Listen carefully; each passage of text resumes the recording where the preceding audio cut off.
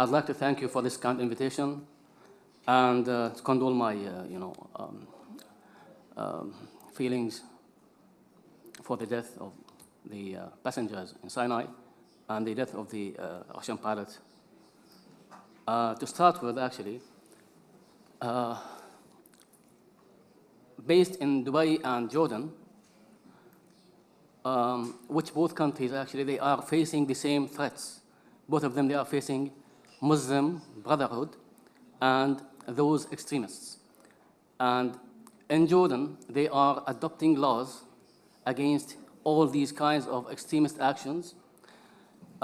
Just last month, I was in Jordan and I had interviewed a couple of extremists who came from Syria, and they were apprehended in Jordanian prisons, actually, they are serving their sentences. And to my surprise, both of them, one of them is highly educated. He has a PhD in engineering.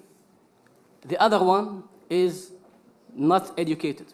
He finished only his 5th elementary class, which means extremism is not restricted to educated or non-educated.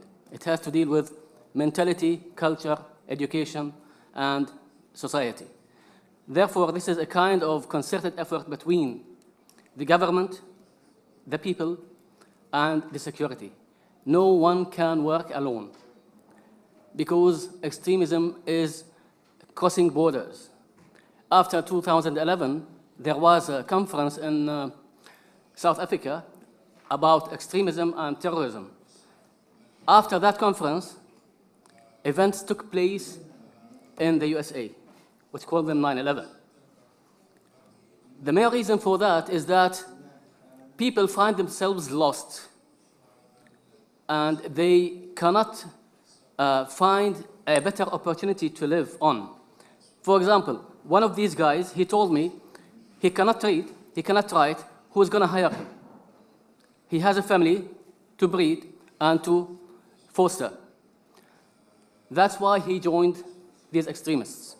They were paying him money to send it to Jordan via some people to support his family.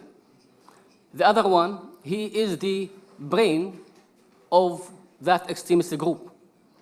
He was hiring those who are taking care of the cyber and the internet and media technologies. For example, if you just look at those Hollywoodian, let's say, production and direction of, let's say, those films produced by these extremists, without labeling and naming them, because I don't like to name them, you find these are highly professional, which means they are produced in either the States or Europe. And my information says they are produced between Germany and Holland. In last October, beginning of October, there was a conference for 5 days for the NATO, analysts, counselors, advisors, that was in Antakya and Antalya. They delivered the speeches about the future of extremism and terrorism. I have a couple of, of these documents here. But to highlight, this conference coincided just a few days before the downing of the Su-24 and the Turkish movements into Iraq and Syria. That means it is pre-planned. So how to fight these? You have to focus on media. Who is going to receive this kind of media? And I here reiterate what my colleagues Anna and Maria just mentioned, that we have to monitor who's broadcasting what is published, what is written on media channels.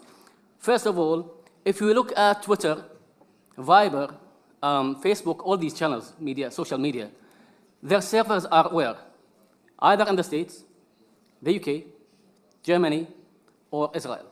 Which means everything is monitored. They know what these guys are doing, okay?